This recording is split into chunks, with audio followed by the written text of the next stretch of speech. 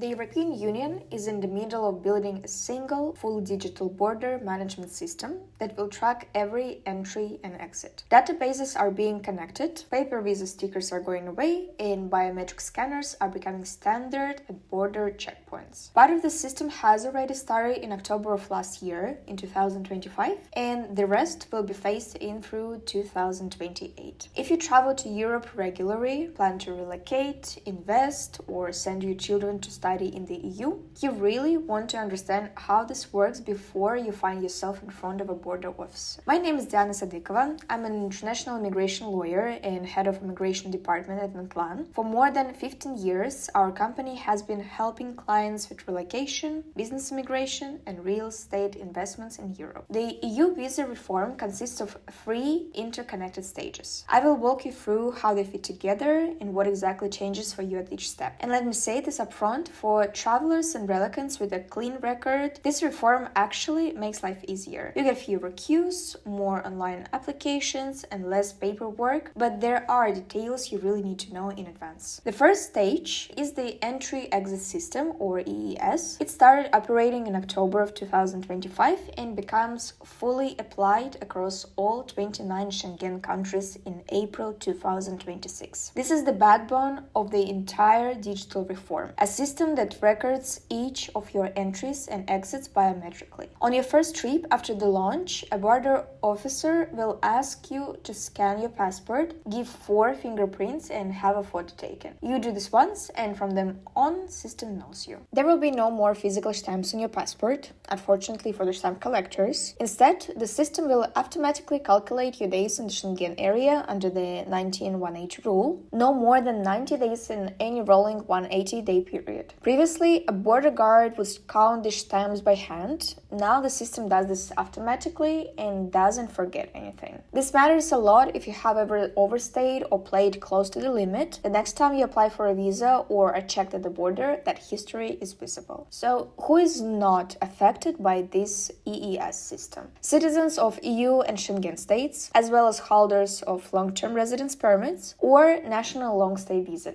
means type D. In other words, those who already have a legal long-term status in one of the Schengen countries are outside the short-stay registration system. The second element is the European Travel Information and Authorization System. Expected to launch in the last quarter of 2026, it's an online travel authorization that costs around €20 and is valid for 3 years. It is being introduced for nationals of countries that currently enjoy visa-free short stays in Schengen. For example, travelers from countries like Georgia or Armenia who now enter visa-free will not be able to board a plane to Schengen without an approved ETIAS system, even though the underlying visa-free regime formally remains. The third element, and the most far-reaching, is the EU visa application platform, the single online platform for Schengen visa applications, planned to go live from 2028 with a gradual transition. This is where the physical visa sticker in your passport disappears completely and is replaced by a cryptographically secure 2-dimensional barcode that can be scanned at any Schengen border crossing. For the first application,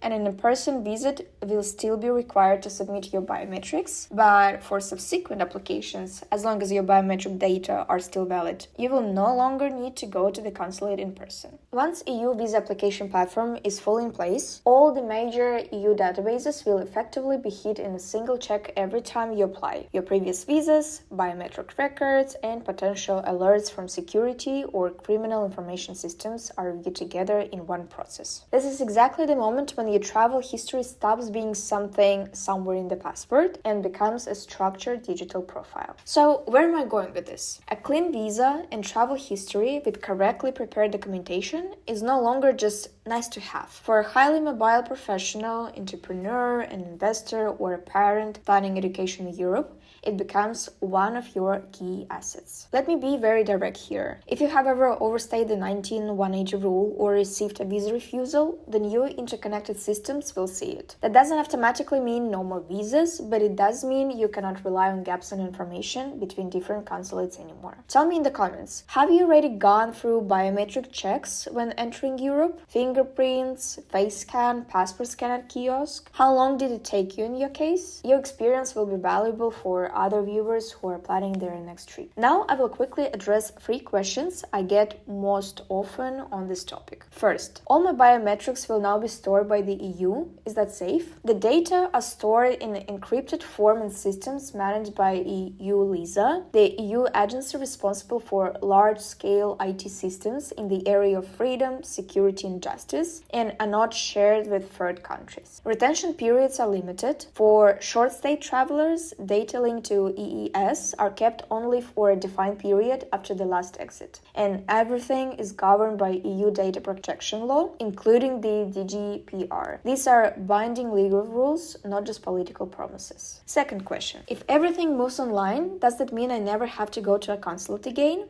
My answer is not quite. With EU VAP, the first application will still require an in-person visit to collect your biometrics. Only after that, and as long as your biometrics remain valid, follow-up application can be completed fully online. Full remote processing for repeat applications is only expected once the online platform is operational and widely adopted from 2028 onwards. Third question. They have postponed EES and ETIAS so many times. Will this all be delayed again? Yes, the timelines were pushed back more than once, but as one of the phased rollout of entry-exit system started in October 2025 and is moving towards full application in 2026. As well as EU visa application platform is anchored in the new EU visa strategy with a target start in 2028 and a multi-year transition period. So, to be clear, the direction is obvious. The EU visa and border system is being digitalized and this process is no longer theoretical. So, what should you take away from all of this? The EU is building a unified digital environment with records of every short stay entry and exit. European travel information and authorization system closes the gap for visa-exempt travelers without prior screening. And EU visa application platform moves visa applications into a single online channel from 2028 onwards. 3 systems, 1 principle. Your entry history, visa track record, and biometrics sit in one ecosystem and are available at every check. The cleaner that record is, the easier each subsequent border crossing or visa application becomes. If you want to understand how these changes affect your personal situation, your passport, your past travel, and your plans for relocation, investment, or your children's studies, you can book a consultation using the link below. During this session, we will map out the most efficient and secure road for you and help you build a long-term sustainable entry strategy to Europe.